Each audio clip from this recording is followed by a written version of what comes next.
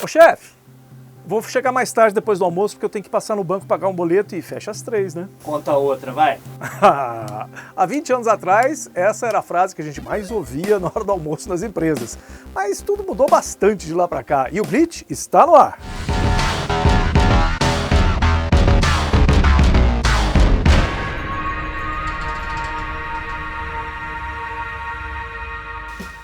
Os bancos são instituições centenárias no mundo inteiro.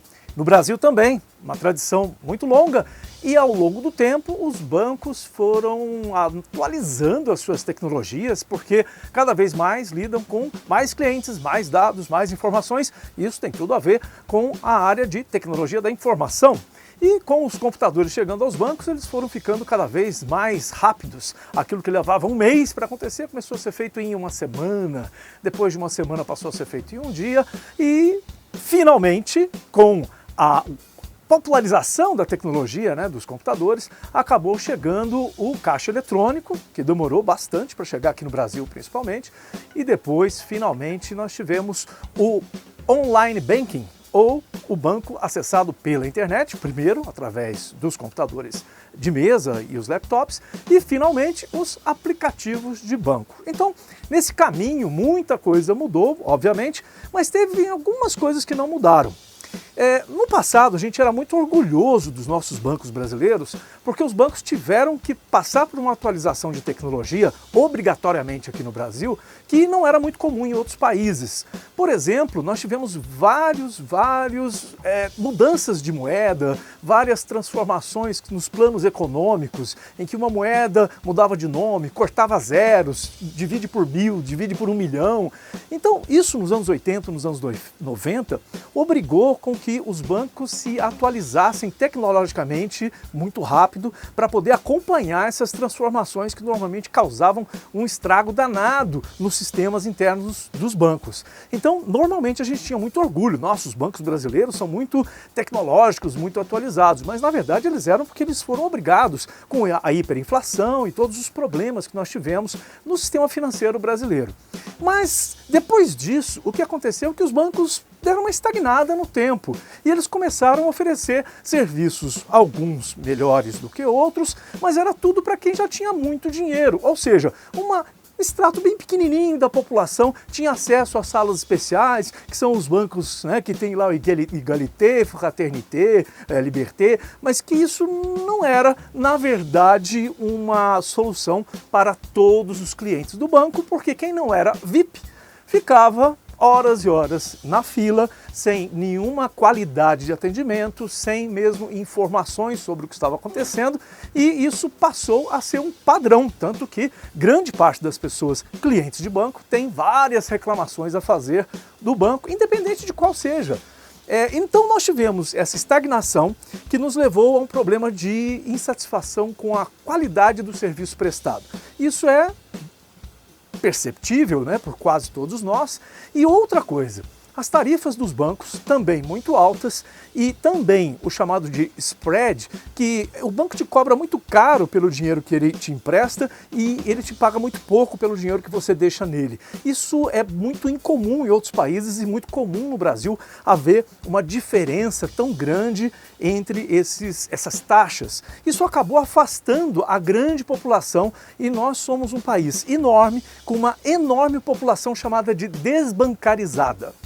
Bom, o que aconteceu? Percebendo esses problemas, porque isso eram problemas, as pessoas sofriam, elas reclamavam, elas estavam sempre insatisfeitas com seus serviços, começaram a surgir algumas propostas de, vamos resolver esse problema? Então isso começou lá com sistemas de pagamento, por exemplo, alternativos, com outras operadoras de cartão, de débito e crédito, que não eram aquelas mais tradicionais, que começaram a trabalhar e começaram, junto com os bancos, primeiro, e depois começaram a aparecer outras opções, não só de pagamentos, mas também de investimentos. O próprio perfil da pessoa que utiliza o banco hoje em dia mudou também. Muitas pessoas passaram a ser investidores individuais em bolsas, começaram a usar corretoras para fazer day trade, e isso promoveu o surgimento de várias empresas ou startups novas, né, que têm uma novidade, que tem uma proposta nova,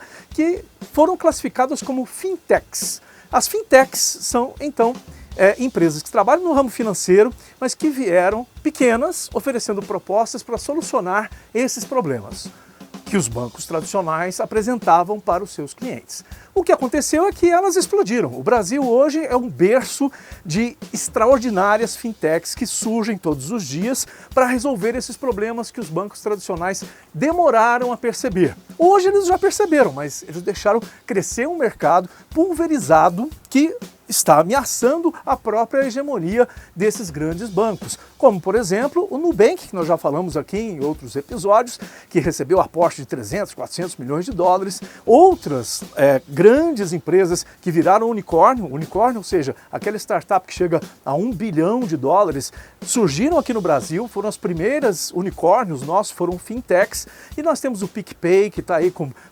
abertura de capital na Bolsa. Temos um outro banco chamado Altbank, que veio com uma proposta muito interessante também, que é uma proposta de popularização radical mesmo, inclusive criando um aplicativo que até analfabeto consegue utilizar, porque ele trabalha com cores e com conversa oral com o seu usuário do aplicativo.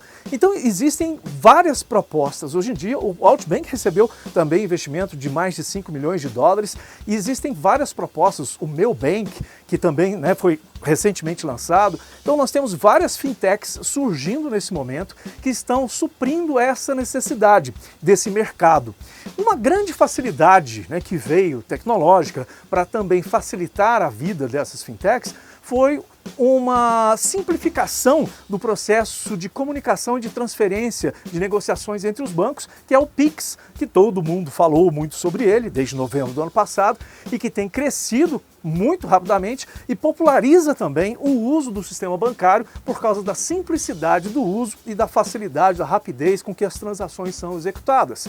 Além do Pix, nós temos um outro projeto chamado de Open Bank, que está vindo também para revolucionar novamente esse mercado financeiro, que é deixar por conta do cliente bancário resolver se ele quer compartilhar os seus dados que ele tem com aquele banco com outros bancos ou outras instituições financeiras.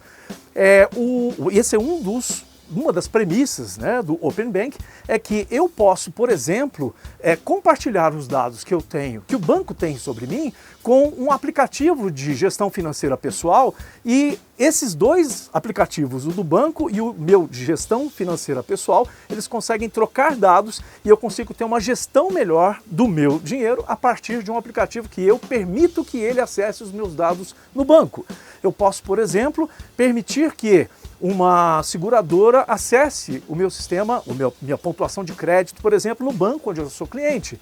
Então, quem decide se quer ou não compartilhar os seus dados, afinal das contas, os dados são meus, são sobre mim, então o banco deixa de ter aquele poder absoluto sobre os dados que ele tem, sobre o meu crédito, sobre quem ele acha que eu sou, e quem passa a ser dono disso é o próprio cliente. Isso, logicamente, é um avanço no ponto de vista da autonomia do cliente em relação ao banco, até porque você pode saber exatamente o que o banco sabe sobre você, o que muitas vezes você não sabe.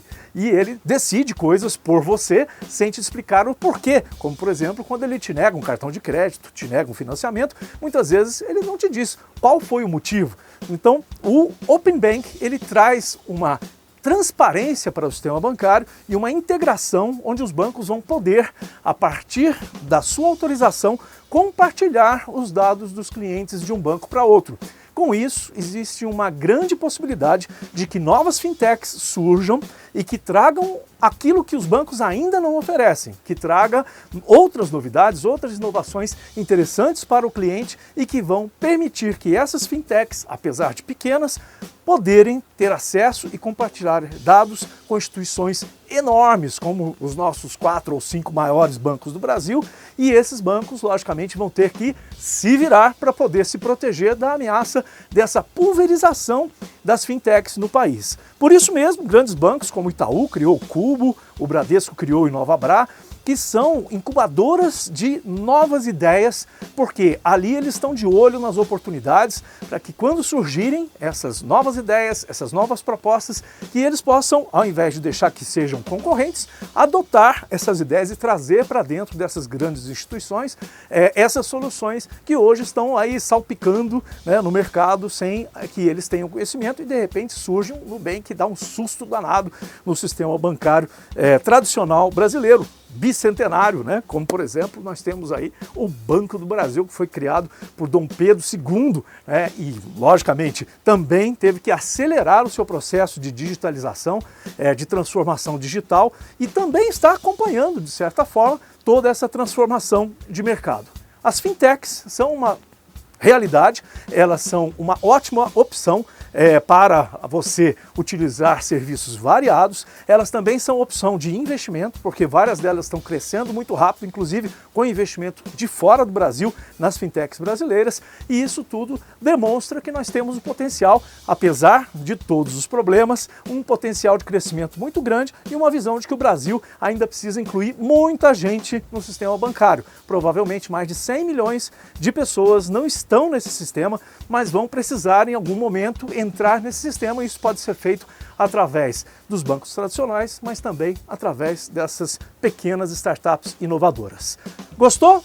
Bom, dá o seu joinha, inscreve aí no nosso canal e também acione as notificações para ficar sabendo quando tiver novidades por aqui. Eu sou o professor Hélio Lemes e a gente se vê numa próxima edição do Glitch. Tchau!